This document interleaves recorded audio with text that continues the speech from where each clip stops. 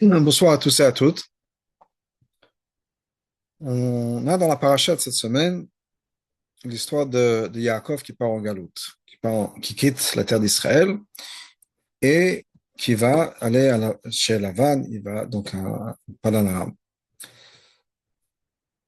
Comme toute histoire dans la Torah, comme toute chose, quand on dit que Maaseh Avot Siman Lebanim, ce qui se passe avec les Avot, c'est en fait, c'est pas en fait, c'est une leçon aussi pour les enfants, c'est plus qu'une leçon pour les enfants, c'est en fait, ça va mettre en place la vie des enfants. C'est-à-dire que l'histoire de Yaakov, qui part en exil, c'est aussi l'histoire du peuple juif qui est en exil. La vie de Yaakov en exil, c'est la vie de Yaakov en exil, c'est la vie du peuple juif en exil, et le retour de Yaakov en Israël dans la semaine, paracha la semaine prochaine, enfin, ça va commencer à cette paracha, c'est le retour du peuple juif en Israël. Mais si c'est vrai de manière globale et générale, c'est aussi vrai au niveau personnel. Et des fois, on ne fait pas toujours le lien, qui est que la galoute du peuple juif, c'est aussi la galoute de chaque personne. Et quand je parle de galoute de chaque personne, c'est nos problèmes personnels à nous. On a chacun notre galoute, nos problèmes personnels, nos angoisses, nos difficultés, qui fait que les choses ne sont pas comme elles devraient être, ou bien comme on pense qu'elles devraient être. Et c'est l'idée de la galoute. C'est un peu ce qui se passe.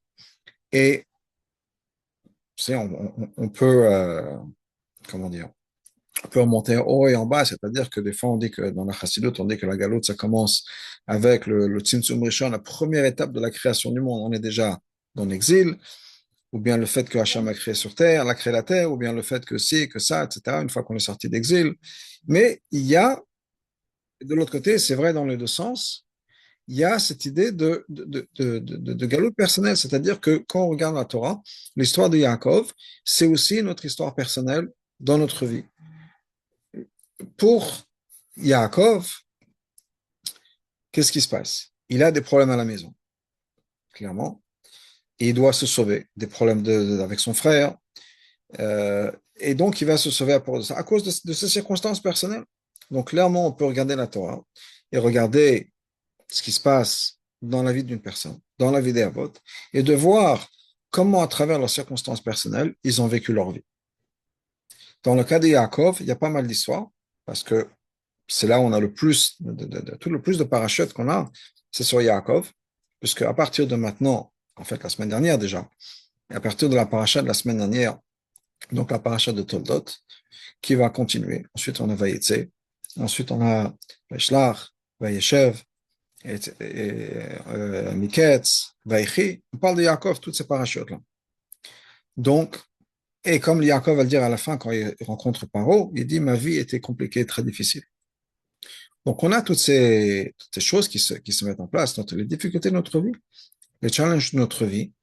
Et donc, Yaakov a à la maison, alors bien sûr avant la naissance déjà, avant la naissance, qu'est-ce qui se passe? On a Yaakov et Esav.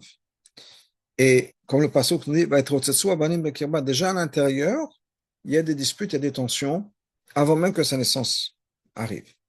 Déjà en utero, c'est-à-dire avant la naissance, c'est déjà ce qu'on appellerait de nos jours un trauma, avant même la naissance. Et ensuite, il y a le traumatisme de la naissance, le traumatisme de l'enfance, ce qui se passe avec un frère qui veut le tuer, les tensions entre les deux, les tensions au niveau par rapport à Yitzhak.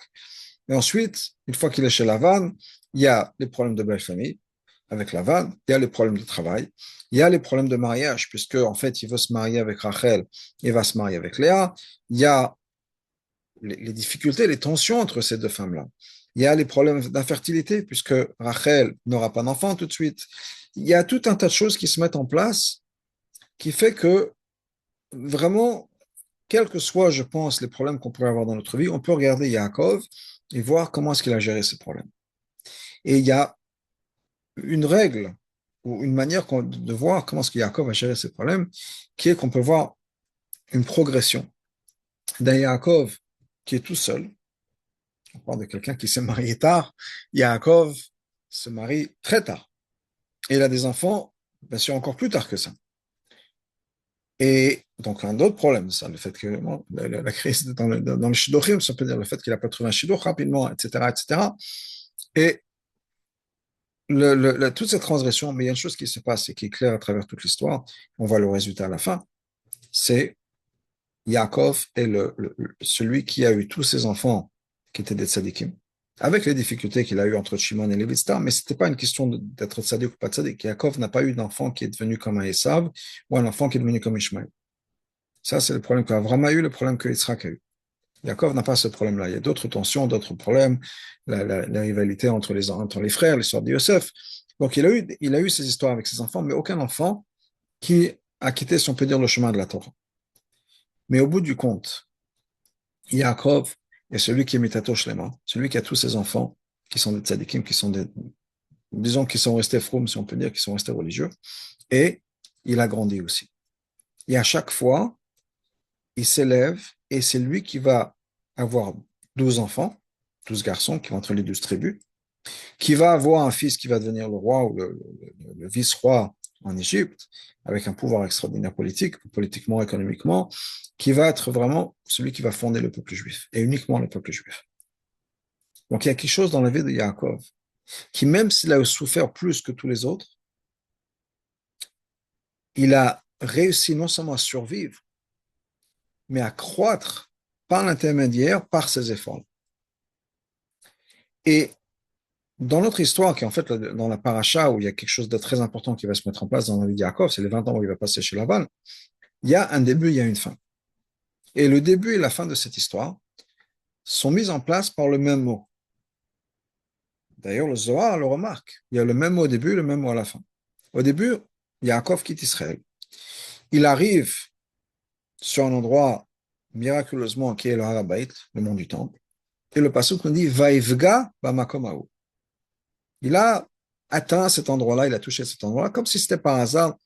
Les Vgoa, c'était comme si bon, il a touché dans le sens, c'était pas prévu. C'est pas il est arrivé à l'endroit qu'il avait prévu. Vaivga, c'est comme par accident.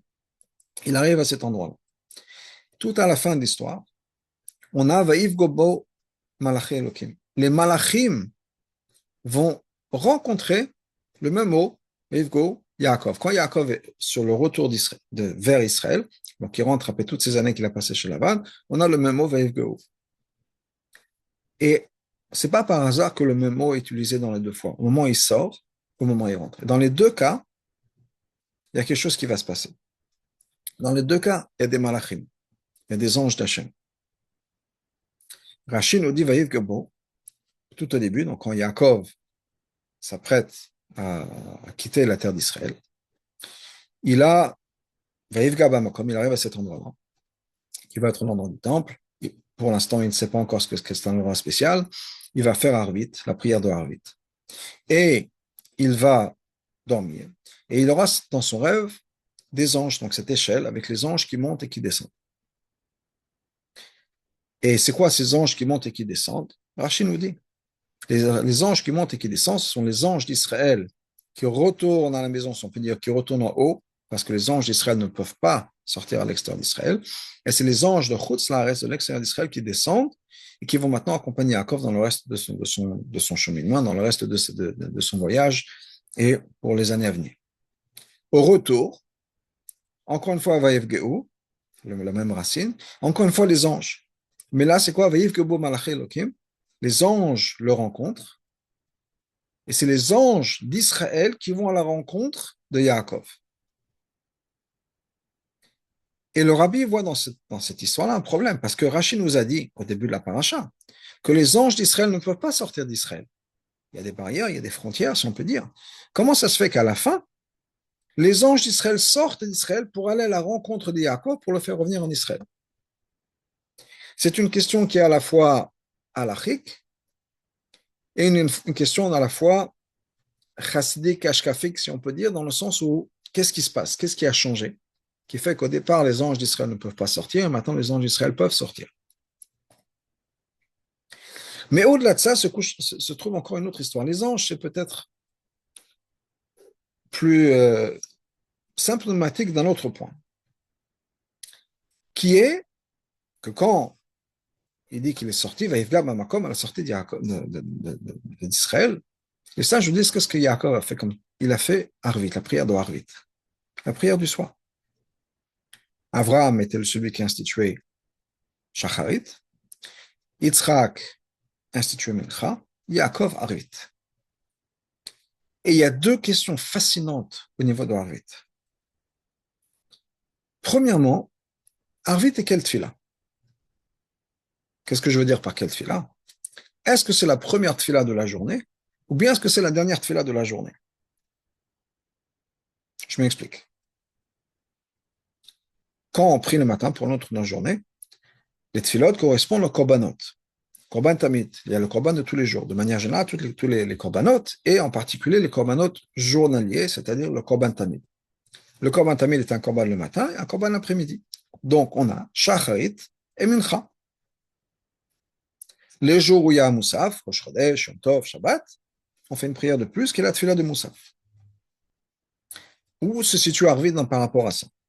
Alors, dans le Beth Amikdash, au cas où il y avait des corbanotes qui n'avaient des sacrifices de viande, qui n'avaient pas encore été consumés par le feu, qui n'avaient pas fini de brûler, dans ce cas-là, on faisait en sorte qu'ils continuent, qu'ils se finissent de brûler, etc., le soir. Donc, Arvit, qui correspond à la fin des sacrifices de la journée, puisqu'on dit dans le korbanot, la nuit suit la journée, donc il y avait les sacrifices de la journée.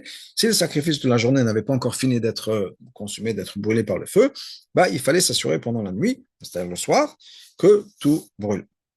Donc, et ça, c'est l'idée de Harvit. C'est d'ailleurs la raison pour laquelle une opinion comme l'idée, c'est l'halakha, bien que l'halakha a changé depuis parce qu'on a accepté ça, que Harvit, à la base, c'est une tefila très chaude, c'est une tefila qui est facultative. Pourquoi? Parce que brûler les restes des sacrifices, c'était facultatif. S'il y en avait, oui, s'il n'y en avait pas, non. C'était pas quelque chose qui était comme le covenant, il fallait absolument le faire.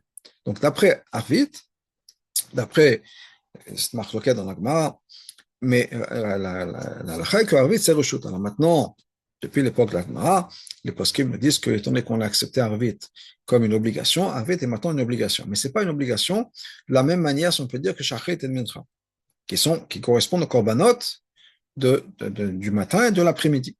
Donc Harvit, c'est un rechute, mais Harvit, ça suit les korbanot de la journée. De l'autre côté, on sait toujours que quand est-ce qu'une journée juive, le jour juif commence? Du soir. Quand est-ce que Shabbat commence? Pas Shabbat matin, mais vendredi soir. Donc, si on fait la tfila de Shabbat, quelle est la première tfila de Shabbat? Première tfila de Shabbat, eh bien, c'est Arvit de Shabbat, vendredi soir. Ensuite, on a Shacharit, du matin, Moussaf, parce qu'elle a comme un Moussaf, et Mincha. Arvit, samedi soir, c'est plus Arvit de Shabbat. Arvit de samedi soir, c'est la première tfila de la journée d'après. D'ailleurs, le pasuk nous dit, Erev aboker v'tzawaim. À ce moment-là qu'il faut prier Hachem. Erev le soir, Boker le matin, Tzorim l'après-midi. Donc, Arvit, c'est quoi? C'est la première tefila de la journée ou la dernière tefila de la journée? Et c'est lié à cette histoire de ce sandwich qu'on peut dire avec les malachim qui viennent voir Yaakov, avec deux fois les mots Vayivgeu, Vayivgeu, la même racine. Et étant donné que Chazal nous parle de Arvit, c'est qu'en fait, Arvit, il y a ces deux choses-là. Arvit, c'est à deux niveaux, 2 degrés. Arvit, c'est la prière du soir. La prière du soir, c'est un thème universel, qui est, c'est quoi la nuit? Alors la nuit, ça représente toujours l'obscurité, le noir, les difficultés, les challenges, etc. La lumière, c'est-à-dire la journée, le matin, l'après-midi, etc., ça représente toujours la luminosité, quand tout va bien, la révélation d'Hachem, quand on voit ce qui se passe, etc. Alors que la nuit, c'est l'obscurité, on ne comprend pas ce qui se passe, on est dans le noir, littéralement. On est dans le noir, on a des angoisses, on n'est pas sûr, on ne sait pas ce qui se passe, ça peut être dans le couple, ça peut être dans la parnassa, ça peut être je ne sais pas ce qui se passe dans la tête de l'autre. J'ai des problèmes d'argent, je ne sais pas qu'est-ce que Hachem attend de moi, qu'est-ce que Hachem veut, voilà, je fais mes efforts, j'arrive pas à trouver un chidour, mais je fais ci et je fais ça, et je me mets sur toutes les applications, et je parle au chatranim, et je parle au ram, et je parle à la rabbinit, qu'est-ce que Hachem attend de moi? Des choses qu'on attend tellement, que ce soit pour les gens qui ne sont pas mariés. Une fois qu'on a des couples, on dit, mais qu'est-ce qu'Hachem attend de moi dans ce couple? Une fois que si Dieu, il y a les choses avec les enfants, etc., des fois, on les angoisse, c'est parce qu'on est dans le noir, on ne sait pas. Comme Chazal nous dit, il n'y a pas de joie plus forte que le fait qu'on ait des doutes qui sont résolus. Avoir des doutes, c'est une angoisse, on n'est pas sûr, on ne sait pas. On est dans le noir. Et ça, c'est ce que représente Arvit. C'est d'ailleurs la problématique de la galoute. Comme le Navi nous dit, on ne voit pas le miracle d'Hachem, on ne voit pas la présence d'Hachem. David Amelach le dit dans le Teilim, Il souffrait, pourquoi? Bon, moi, mais là, parce qu'il me disait, Kolayom, toute la journée, Aïe Elokecha, où est ton Dieu? On est dans une situation où on ne voit pas Dieu. Alors, les non-juifs, à fur et à mesure des années, on a plein d'histoires, que ce soit l'histoire de Purim, de Hanouka, de 10, de ça, toute l'histoire de la Galoute. Ils nous disent, mais voilà, voilà, le peuple juif, vous pensez être le peuple élu, vous pensez que c'est Hachem qui vous choisit. Oui, Hachem, voilà, vous souffrez tellement, vous êtes au plus bas du bas, vous souffrez en Europe, vous souffrez ici, vous souffrez ça, etc. Où est-ce que vous êtes élu? Où est la présence d'Hachem dont vous parlez tellement? Où est Hachem? On a une confiance, mais des fois, la confiance, elle est fatiguée. Et dans notre vie aussi. Des fois, on a des problèmes et on est fatigué de nos problèmes et on ne sait pas trop comment approcher ces problèmes-là. Qu'est-ce qui va nous donner la force de passer ces moments difficiles, ces moments d'angoisse, ces moments de noir, ces moments de harvit, si on peut dire, on est dans l'obscurité. Eh bien, Hachem fait en sorte qu'avant même de rentrer dans cette situation-là, avant même d'avoir des difficultés, Hachem est là pour nous aider. C'est le sens de ces malachim-là. Alors que maintenant, Yaakov s'apprête à quitter Israël, la terre sainte, les malachim viennent pour l'accompagner. Alors, il y a des malachim d'Israël. Les malachim d'Israël ne peuvent pas parce que c'est le malachim d'une autre qualité, si on peut dire. C'est les malachim qui sont dans la lumière, qui sont dans la sainteté, dans la terre sainte. Ces malachim ne peuvent pas nous aider, si on peut dire, à surmonter les épreuves de la galoute. Il faut d'autres malachim. Les malachim du monde saint restent saints. Les malachim, ils ne peuvent pas être impliqués dans ce genre de situation. Et les malachim des difficultés, les malachim de Chutzlaretz, les malachim qui vont pouvoir protéger Yaakov de chez Lavan, c'est eux qui vont venir. Alors c'est notre sorte de malachim. Mais Hachem nous envoie ces malachim, Hachem nous donne cette force-là. Avant même de nous rentrer dans une situation, avant même d'arriver dans une situation de difficulté, on a déjà l'aide d'Hachem. Et ça, c'est le sens de la prière de Harvit, le soir, qui est au début du soir.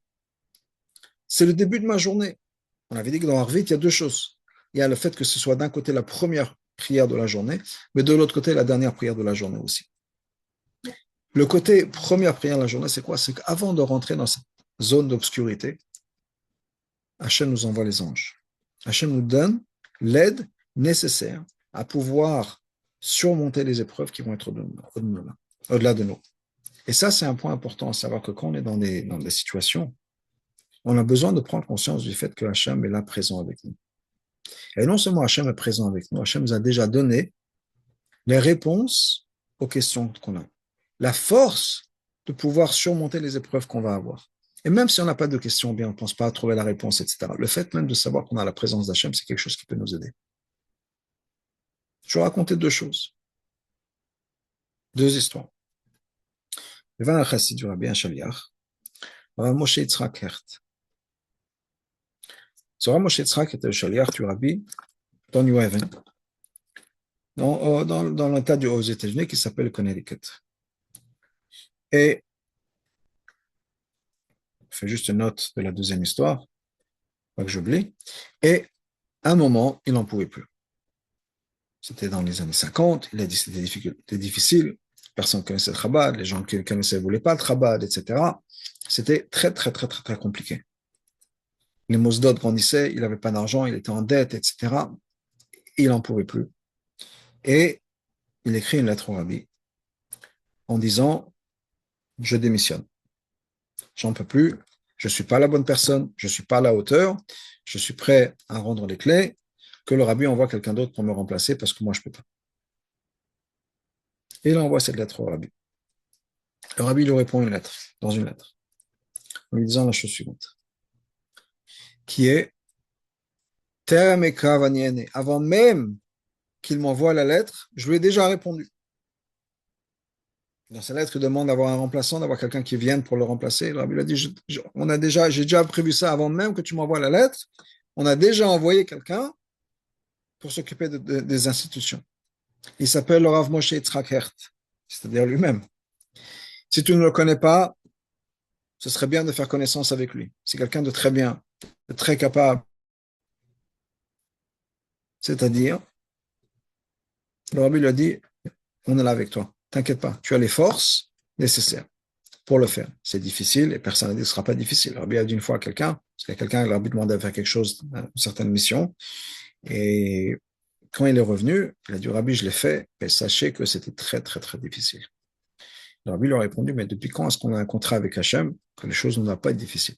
Oui, c'était difficile, effectivement, mais certaines choses, les choses qui en valent la peine, sont difficiles. Comme travailler sur ses relations, comme travailler sur son couple, comme travailler sur soi-même, les choses qui en valent la peine sont difficiles. Il faut faire un travail, absolument. Donc ça, c'est une histoire. Il y a une deuxième histoire que je voudrais partager avec vous. On a ici en Floride, Shaliach, malheureusement, il est décédé cette année, le Rav Shalom Lipsker. Et au début de sa shlichut, comme malheureusement beaucoup de shluchim, il avait beaucoup de difficultés. Et il avait peur. Lui et sa femme étaient très inquiets. Ils auraient bien voulu rester dans le cocon, si on peut dire, de Kronheitz et ne pas C'était risquer. celui qui était The Shul, The Shul. Exact, exact. Celui de Shlomo de Lavo. J'avais été là-bas. Ouais, ouais. C'est un Mossad qui, je ne sais pas quelle année tu étais, ils ont agrandi, ils ont doublé depuis ces 2 dernières années, mais un Mossad extraordinaire. Il y a Il fait 25 tellement ans. de choses. Ouais, alors bon, depuis, ils ont bien agrandi. Et entre autres, sous l'égide de Shul, ils ont aussi développé d'autres Mosdot qui sont l'aumônerie pour les prisonniers juifs en Amérique et pour l'armée, le service de l'armée, l'armée américaine se trouve un peu dans le monde entier. Et donc, ils s'occupent de ça aussi. Vous avez peut-être vu sur le Kinous, ce chaliard qui est soldat dans l'armée de l'air qui, qui avait donné, qui a parlé de l'histoire de cet autre juif, tout ça, ça fait partie aussi, c'est sous l'égide de Aleph Institute, qui est sous le Rav Lipsker Alav Shalom.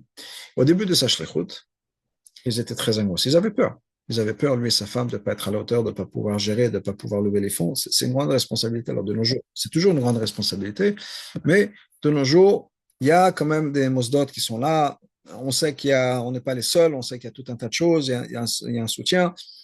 Dans les années 50, 60, je pense, il y en a un peu après, je pense dans les années, fin des années 60, début des années 70, c'était un autre monde. Et ils sont rentrés en Yechidut avant de partir. Et lui et sa femme ont parlé au Rabbi ouvertement en disant, là, on a peur.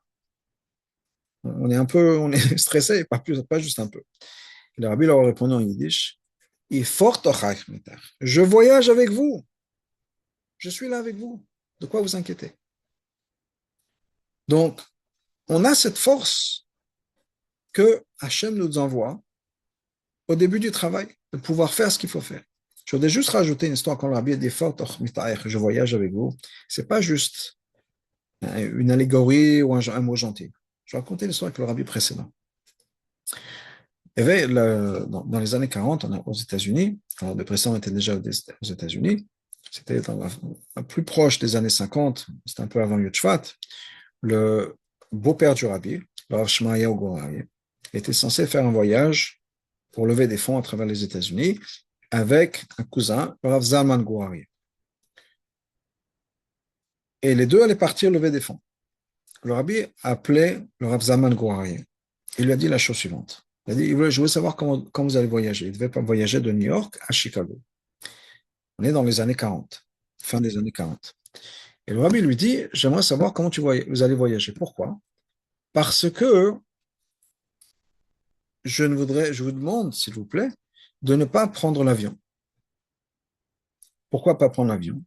Il dit parce que mon beau-père, le rabbi précédent, n'a pas la force physique de prendre l'avion. Étant donné que vous partez en shlichut, il part avec vous aussi. Mais étant donné qu'il n'a pas la force physique de voyager dans un avion, ce sera difficile pour lui. Donc quand un rabbi dit je voyage avec vous, je suis avec vous en shlichut, c'est pas juste de manière métaphorique. C'est clairement à ce point-là, comme le rabbi qui dit si je ne peux pas prendre l'avion, je ne demande pas à vous, mais shluchim, ne prenez pas l'avion. C'est-à-dire que le rabbi voyage vraiment avec eux. Donc, par rapport à cette histoire-là.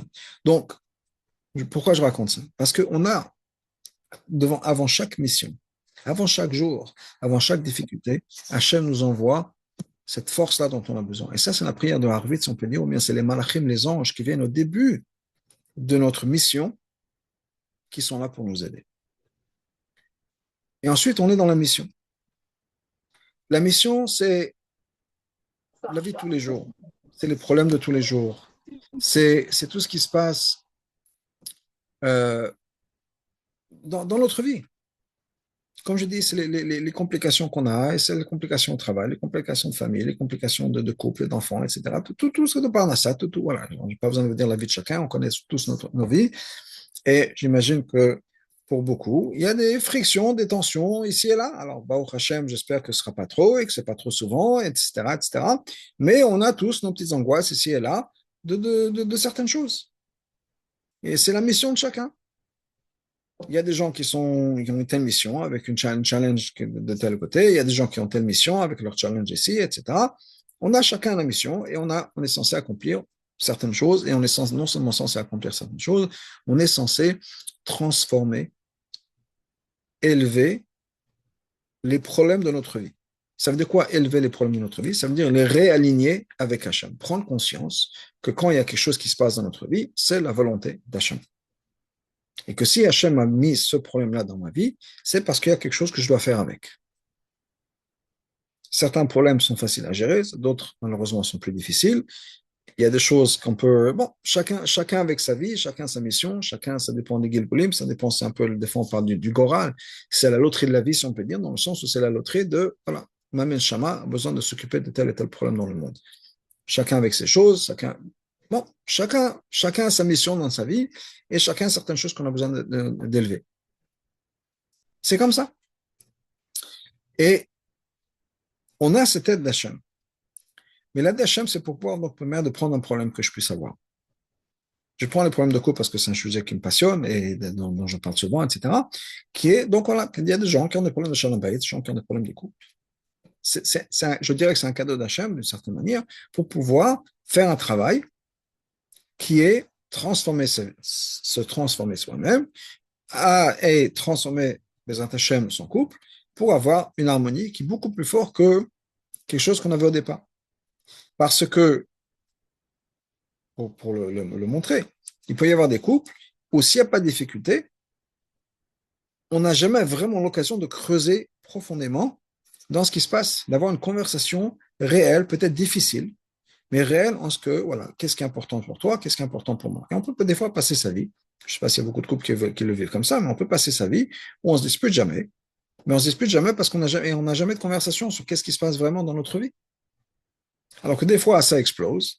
Et toi, tu es comme ci, et toi, tu es comme ça, et qu'est-ce que tu veux, qu'est-ce que moi je veux. Et là, même si ça s'est passé avec une explosion, si on peut dire, au moins on apprend à se connaître, on apprend ce qui est important pour l'autre. Et si on a intelligence, si on peut dire, on a cette intelligence émotionnelle, on dit, OK, je m'excuse de la manière dont j'ai réagi, mais voilà ce qui me dérange, et j'ai besoin de ci, j'ai besoin de ça, et on peut avoir cette conversation. Une crise, c'est un moment comment dire, c'est une possibilité d'avoir une conversation, de creuser encore plus, d'avoir une conversation peut-être qu'on n'aurait pas normalement, mais c'est l'occasion de gérer quelque chose, de regarder à l'intérieur de soi-même, regarder à l'intérieur de son couple, et de dire, OK, qu'est-ce que je peux faire pour arranger les choses? Qu'on a besoin clairement, il y a besoin de quelque chose qui doit changer. Et c'est vrai pour tous les problèmes de notre vie.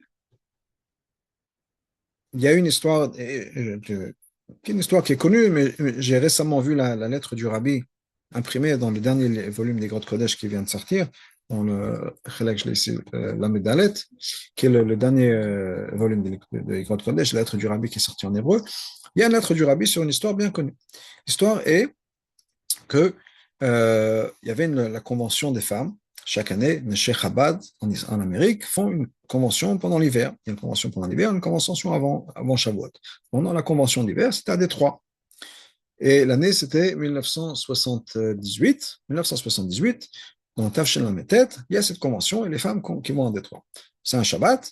Dimanche, chacune veut repartir à la maison. Mais malheureusement, à New York, tempête de neige. Ce qui fait que les avions qui étaient censés partir de Détroit à New York sont coincés et ces femmes-là, coincées à Détroit.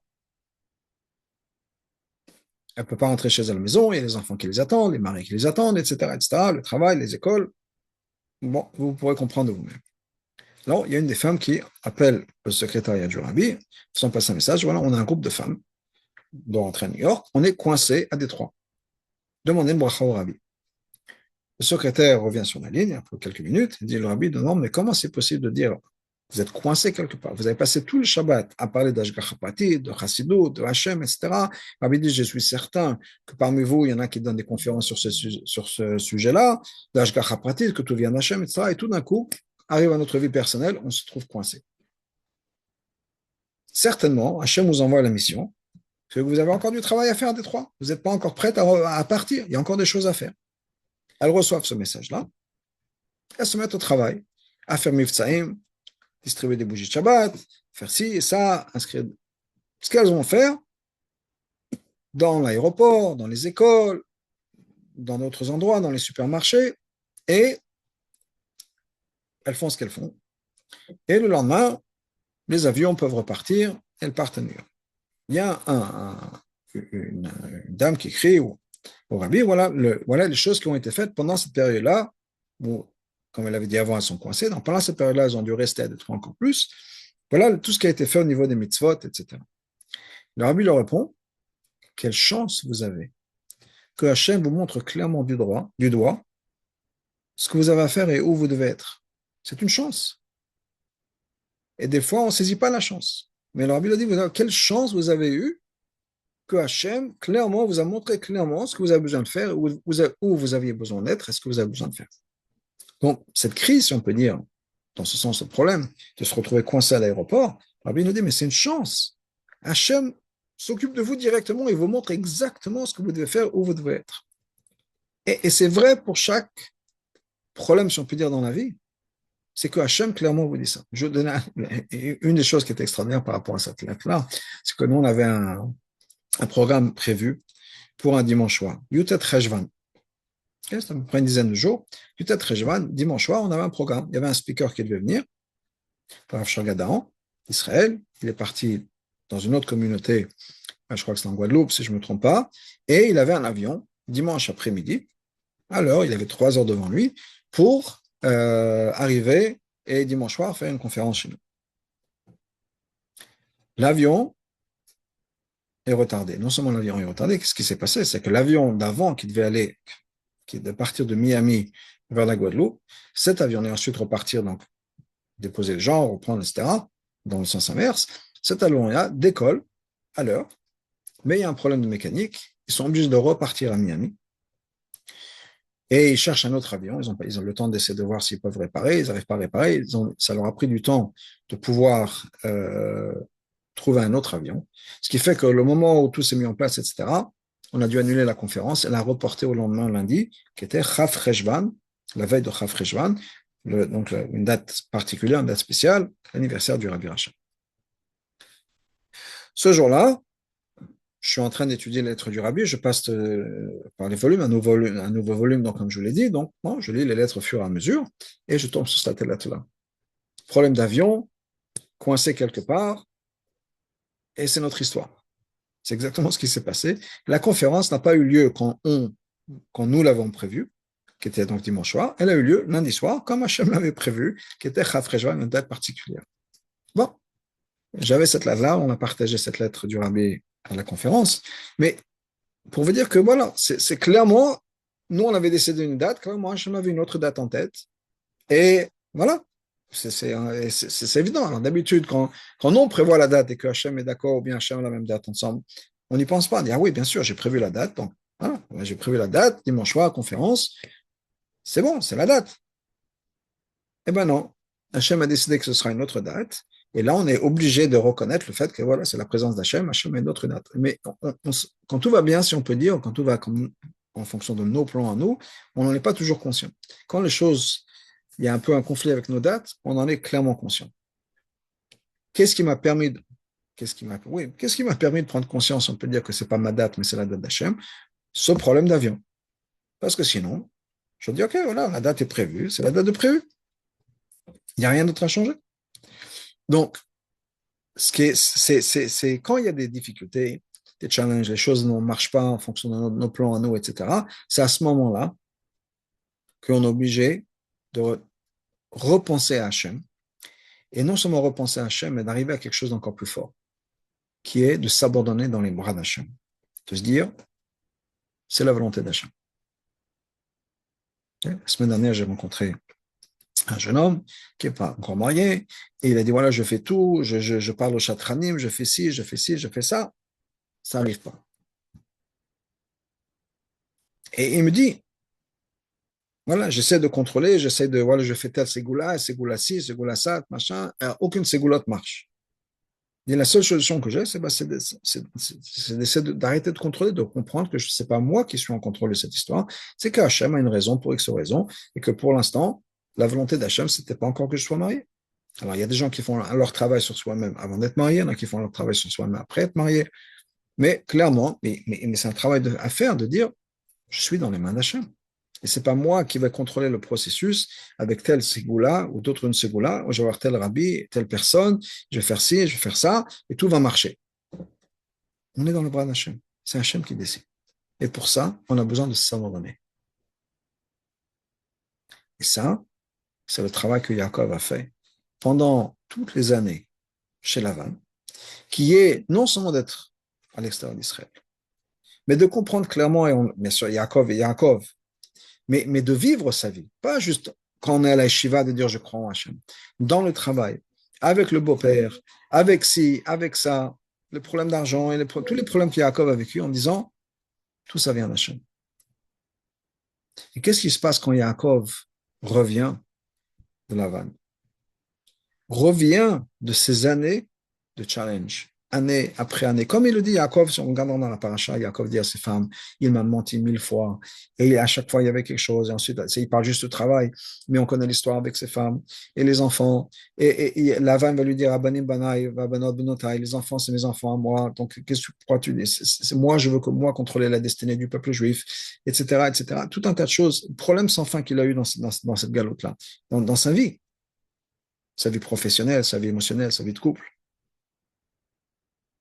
Mais clairement, c'est Hachem.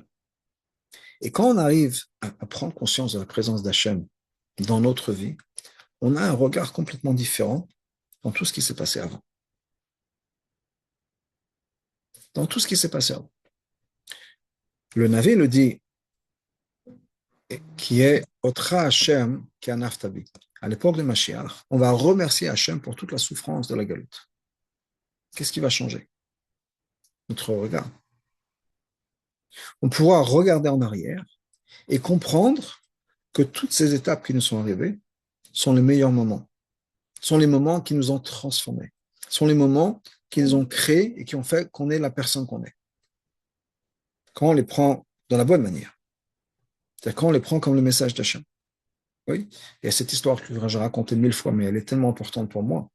L'histoire de Rabbi Zouché, de Rabbi Lemelach dans cette prison où ils ont passé une nuit là-bas, ils se réveillent le matin, ils veulent prier, mais ils se rendent compte qu'il y a un pot de chambre, on ne peut pas prier. Et un des frères qui est angoissé dit, mais qu'est-ce qu'on va faire? Qui va savoir? Dieu sait combien de temps on va rester là-bas, etc. Et son frère qui dit, mais je ne comprends pas ton problème. Le même Hachem qui a dit qu'il faut prier, c'est le Hachem qui nous a dit que dans ces situations-là, on ne prie pas. Donc nous avons maintenant l'opportunité de faire une mitzvah qu'on n'a jamais fait dans notre vie, qui est de ne pas prier parce que Hachem veut qu'on ne prie pas. Mais première fois qu'on fait cette mitzvah-là. Ils sont mis à danser. De joie de pouvoir faire une nouvelle mitzvah qu'ils n'avaient jamais fait dans leur vie, de ne pas prier parce qu'Hachem veut que dans ces circonstances, on ne prie pas. C'est la volonté d'Hachem. Alors, bien sûr, on a l'habitude de voir Hachem dans une certaine manière. On se lève le matin, on fait cette fila, on met les tefilines, on met la tefila, etc. Tout d'un coup, on a besoin de repenser notre travail d'Hachem, qui est aujourd'hui, ce que Hachem attend de moi, c'est de ne pas prier. C'est différent de ce qu'on a l'habitude. Mais dans ces circonstances, c'est ce qu'il fallait faire. Et se mettre à danser de joie. Qu'est-ce qui a changé? Leur regard. La situation était la même avant et après. Ils sont là, dans cette prison, avec un pot de chambre. Il n'y a rien qui a changé, le pot de chambre est toujours là. C'est leur regard, leur perspective des choses. Et tout d'un coup, on se rend compte qu'effectivement, cette situation, c'est la situation dans laquelle Hachem a mis, et ce que Hachem attend de moi.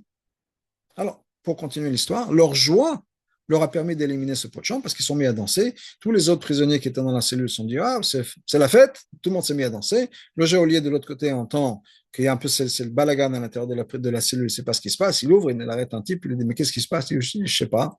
C'est deux juifs, un truc avec le pot de chambre. Le geôlier dit, mais si c'est comme ça, j'enlève le pot de chambre. Et grâce à leur simpra, le pot de chambre a disparu, ils ont pu prier. Mais c'est le regard qui a tout changé. Notre perspective qui a pu tout changer. Quand on s'abandonne dans les bras d'Hachem en disant peut-être que je ne comprends pas, peut-être je ne sais pas pourquoi est-ce que je suis dans cette situation, je ne sais pas pourquoi je dois faire face à un pot de chambre ou bien je ne peux pas mettre cette filine aujourd'hui ou quelle que soit la raison. Voilà le problème que j'ai dans mon couple, le problème que j'ai avec les enfants, le problème que j'ai par ça, quel que soit le problème. Je ne sais pas pourquoi. Mais il y a une chose que je sais. Je suis dans les bras d'Hachem, Hachem même, et je ne peux que m'abandonner dans les bras d'Hachem. On a transformé toute cette galoute, on a transformé toutes ces challenges qu'on puisse avoir.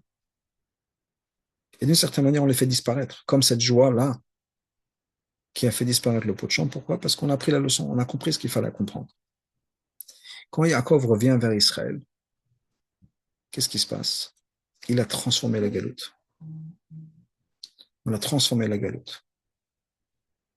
Et les malachim maintenant, les malachim d'Israël, ceux qui ne pouvaient pas sortir d'Israël parce que c'était quelque chose de différent, maintenant ils peuvent sortir d'Israël. Ils vont aller à la rencontre de Yaakov.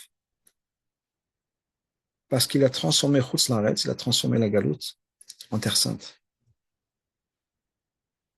Et donc, ces malachim maintenant peuvent sortir d'Israël pour aller accompagner Yaakov parce qu'à l'extérieur d'Israël, c'est plus vraiment à l'extérieur d'Israël. C'est devenu un endroit saint parce que Yaakov a pu transformer par son endroit. Et ça, c'est le deuxième Arvit, si on peut dire, ou le deuxième côté de Arvit, qui est Arvit à la conclusion de la journée, qui est quelque chose d'extraordinaire. On a fait tout son travail et on a pu transformer son travail, on a pu transformer sa journée, on a pu transformer les difficultés du travail, de la parnassa, tout ce qui se passe dans la journée. On se connecte à Hachem. Comme je l'ai dit tout à l'heure, Arvit, c'est Reshut. Arvit, au niveau de la halakha, à la base, c'était quelque chose de facultatif.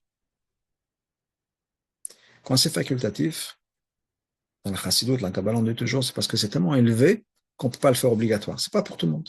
Ce n'est pas quelque chose qu'on peut contrôler. C'est-à-dire quoi par rapport à Arvit? C'est qu'il y a ce côté-là où ça nous dépasse tellement, on ne peut pas contrôler. C'est tellement haut, c'est tellement fort que ce n'est pas obligatoire. On ne peut pas forcer tout le monde à le faire. Et ça nous dépasse. On arrive à un résultat qui est tellement plus fort que nous, qui est tellement plus fort que ce qu'on pensait avoir accompli, pas parce qu'on l'a accompli, parce qu'on est des super-héros, parce qu'Hachem nous voit et Hachem dit, je te donne. Tu as fait le petit travail, Pitrolik et Pitrosh el Machat, Hachem nous dit, Chazal nous dit que si on fait des efforts et qu'on ouvre les portes, si on peut dire, comme le chat d'une aiguille, ou même des fois encore moins, comme certaines explications, qui n'est pas mais dans le sens le chat de l'aiguille, mais le point d'une aiguille. Le point d'une aiguille, c'est encore plus petit que le chat de l'aiguille. Tellement petit, infime. Nous, on fait nos efforts à ce point-là. Hachem nous ouvre notre cœur et les portes du ciel, comme Petrocham, comme les portes du Beth Amikdash, les portails du Beth Amikdash. Quelque chose d'extraordinaire. Parce que nous, on fait notre petit travail à nous. Quand on fait nos efforts à nous, Hachem nous envoie la bracha. Au-delà de ce qu'on aurait pu rêver, imaginer, etc. C'est vrai à tous les niveaux. Je pense que si on regarde en arrière, chacun dans sa vie, on se dit, mais qui suis-je, moi, petit moi, pour être arrivé là où je suis arrivé? Si on s'imagine, je ne sais pas, à l'école, quand vous aviez 10 ans, 11 ans, 12 ans, que vous imaginez votre vie, etc., en disant qu'est-ce qui va se passer, comment je vais être, etc. Comment est-ce que la transition s'est faite? C'est un miracle. Ça veut dire quoi un miracle? Hachem est là. Hachem nous a aidés au fur et à mesure. Hachem nous a donné la bracha. Hachem fait en sorte que voilà, les choses se passent. On a l'aide d'Hachem. Alors, qu'est-ce que ça veut dire pour nous? Au niveau personnel, on a l'aide d'Hachem avant de rentrer dans une entreprise particulière, dans une difficulté particulière, dans quelque chose, que ce soit le mariage, que les enfants, le parnassa, on a l'aide d'Hachem. Ça, c'est sûr. Mais grâce à notre challenge, grâce à des difficultés, il ne faut pas regarder les difficultés en ayant peur, en essayant de se sauver de ces difficultés. Ces difficultés, elles sont là pour nous enseigner quelque chose. Et là, mon regard doit être, qu'est-ce que je peux apprendre de ça? Voilà le problème que j'ai.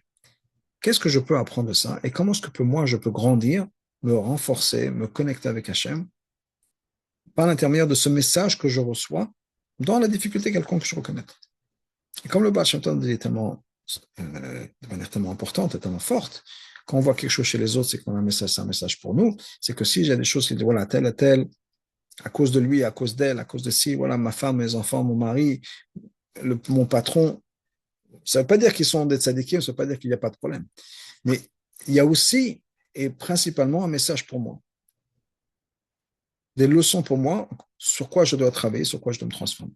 Et ensuite, de manière générale, tout le travail qu'on fait en galoute, les gens qu'on rencontre, etc., tout ça, c'est pour une mission particulière qui est révéler Hachem dans le monde, révéler Hachem dans mes problèmes, amener Hachem dans mes problèmes. Oui, comme on le dit souvent, ne dis pas à Hachem combien sont grands tes problèmes, il y a tes problèmes, combien grand est Hachem. Oui, c'est la même idée, c'est toi, c'est introduire Hachem dans ma vie tous les jours, introduire Hachem dans voilà, s'il y a quelque chose qui se passe, où est Hachem dans ça? Qu'est-ce que je suis censé faire? Qu'est-ce que je suis censé apprendre? Mais aligner toute ma vie avec Hachem. Une fois qu'on a fait ça, les portes s'ouvrent.